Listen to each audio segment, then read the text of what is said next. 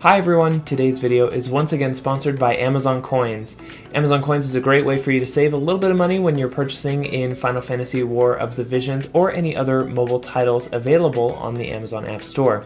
Today's promotion allows you to buy $100 or $50 worth of Amazon Coins for 20% off each.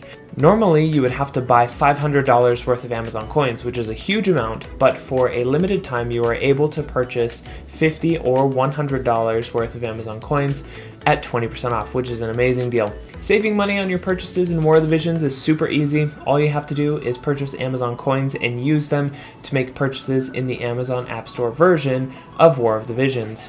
If you'd like a full video on how to swap over to using an Amazon App Store version of War of the Visions or another mobile game, I've put a link in the description of this video so that you can help yourself to it. So with that, another huge shout out and thank you to Amazon for sponsoring today's video. Let's get to some action. Hello again everyone, welcome back to another episode of Final Fantasy Brave Exvius War of the Visions. My name is Mars, and today I'm going to be talking about why I haven't pulled on any of the Final Fantasy Tactics stuff and talk a little bit about what I'm more excited about instead, because I know the hype is at a fever pitch for all of the Final Fantasy Tactics fans, and it's totally understandable. If more Final Fantasy XIV collaborations come to War of the Visions, I will similarly lose my mind.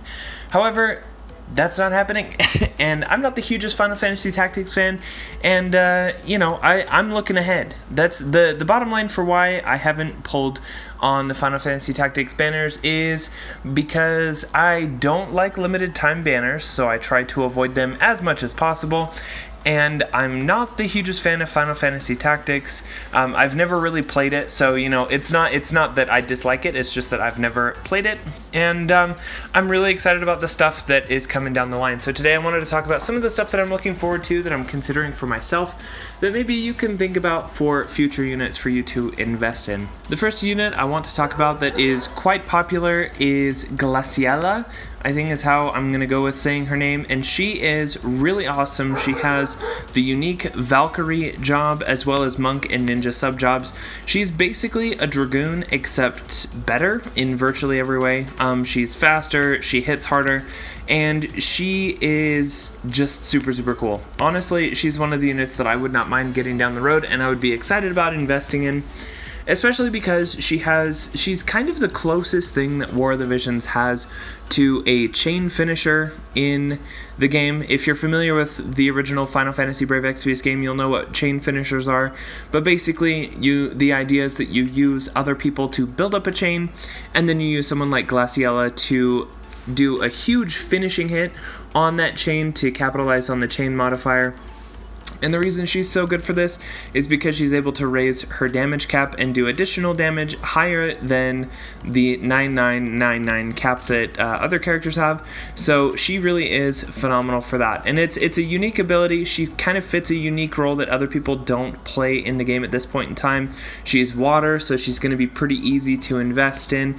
And she's piercing, which means she's going to be a pretty solid counter to Agrias, who I'm sure is going to see increasing use in PvP and stuff like that. So Glaciala, someone I've got my mind on. Her ninja sub job also allows her to move a little bit quicker and be a little bit more maneuverable. So she really does just have a nice combo plate of stuff to help her be really helpful. Another character I'm keeping my eye on for the future is Laswell.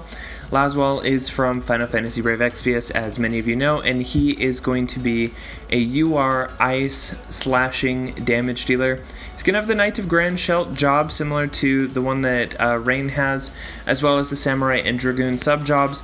Honestly, the thing that makes Laswell so appealing is his synergy with ice parties. He does have abilities that allow him to pierce defense, and then he is also able to reduce ice resistance. So in my case, I'm using Medina and I'm using Freyevia, so who better to pair with them than the guy who can pierce defense and he can reduce ice resistance on targets, and that is honestly really powerful. You could also combine him with Gilgamesh. Gilgamesh is another really good pair for him because Gilgamesh can reduce slashing resistance, and then Laswell can reduce ice resistance, and then you can use those debuffs together to buff both Gilgamesh and Laswell. So Honestly, a really, really awesome combination. I think he's a really good unit. He is a little bit vanilla in terms of just being an ice slashing damage character, so he doesn't offer anything too crazy or unique. It's just that he synergizes super well with other characters, including if you wanted to use him with Agrias, you'd get more damage with Agrias using him as your ice imperiler. So, and on top of that, he just looks super cool, and I'm a huge fan of Brave Exvius, obviously. So, you know, he's somebody that I would strongly consider when he arrives in Global. The next set of characters I want to talk about are from the Final Fantasy IV collaboration that happened in the Japanese version.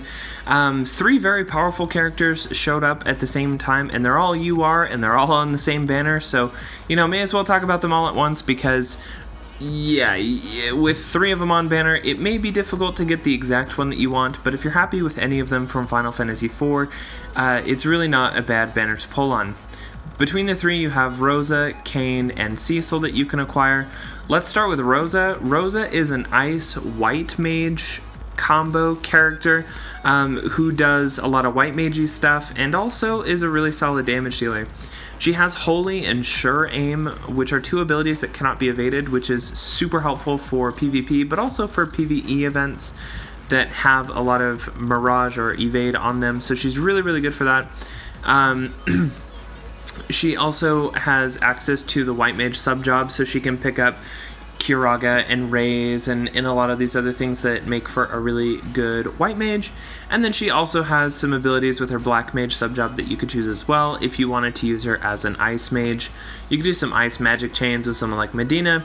You wouldn't get very high chains, but hey, you know, it is another option. She is a Black-White Mage combo, and she is really, really good. I think she's kind of like an Ayaka if Ayaka had fangs. So she does damage. She doesn't have as much support as Ayaka does, but she does do some pretty formidable magic damage while supplying a lot of support healing stuff. So really, really good character in Rosa to look forward to. Kane is also a really good character from that banner. He is a Dark Dragoon character who also has the Viking and Paladin sub-jobs. So anything that you might expect from those jobs, he's got it covered.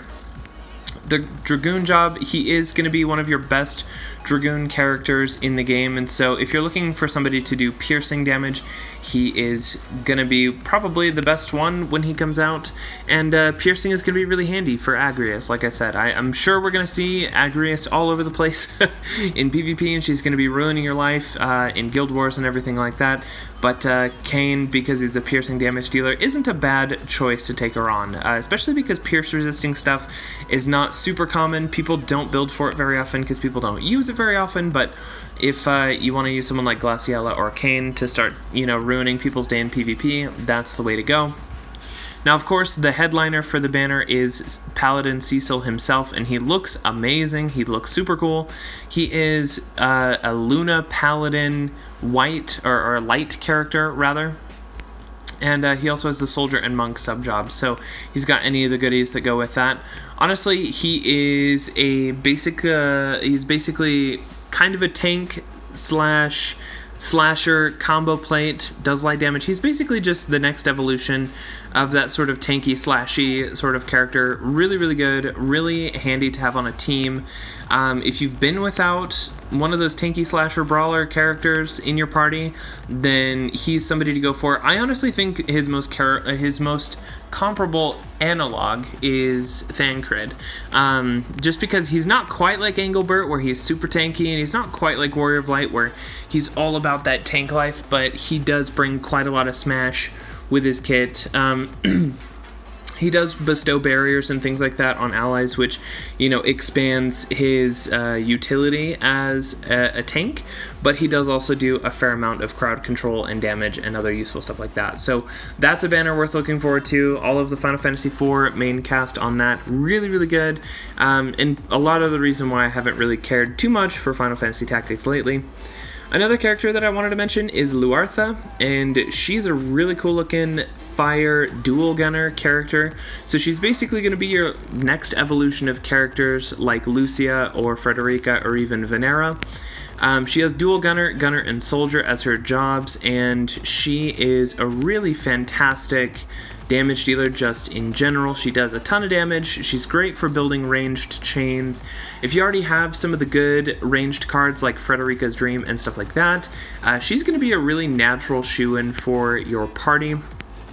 In addition to that, she is a really hard counter to other characters like Agrias. She absolutely just stomps on ice characters. So if you're running into Agrias, or you're running into Laswells, or other things like that, or Freyavias that are giving you a really hard time, Lamartha or Luasa or whatever, I've seen her name translated a couple of ways. She is really, really good to help you with that, so I definitely recommend it.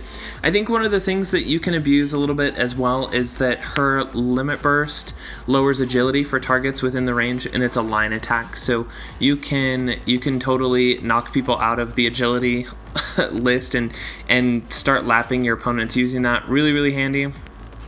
She has innate ice killer as well, which, you know, reinforces her job as like an Agrias, Medina, Freya, Laswell murderer, and she's really, really, really good at that. And the fact that she has double gunner and gunner as, you know, two of her jobs, I think that is just a really, really, really good combo plate to include for her. So I'm a huge fan of Lamartha, Luasa, whatever she's going to end up being called in global. She's somebody that I would keep my eye on, especially if you're a fan of gunners. She is very, very strong.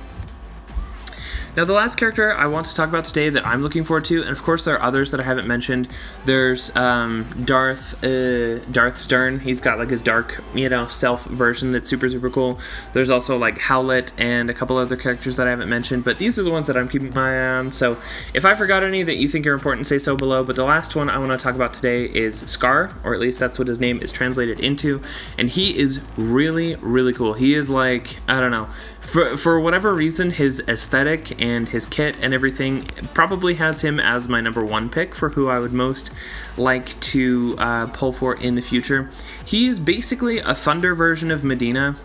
He's a Black Mage, Staff Mage, Time Mage combo plate, so if you want to combine some support with damage, or you just want to do all Thunder damage, he's got all that stuff going on. And if you're investing in Celir, he actually combos really nicely with her, so he and her together can do Thunder magic chains, especially because his limit burst is similar to Medina's in that it is an AoE Thunder attack, but it is 3 hit, so if you wanted to use him to hit a bunch of enemies, start building a chain, and then start finishing with people like Celir, totally can do amazing, amazing things. So I'm a huge fan of him, just from a looks perspective, but also because he is a very, very strong mage.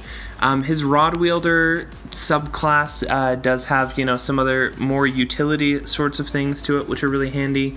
And then his Time Mage sub, of course, if you want some Time Mage stuff for the rest of your party, you can use him in a support role. So I really like versatile characters, and lately I've been really liking mages, especially for the PvE content, because I'm not super huge into PvP. I don't really care for it.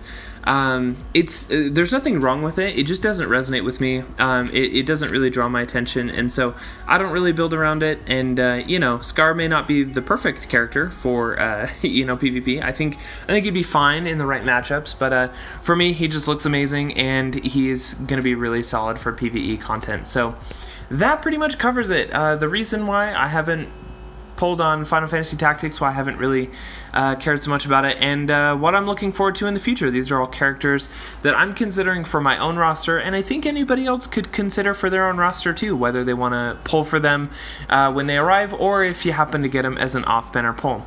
Let me know what you thought of this video down in the comments below, and I'll see everybody in the next one.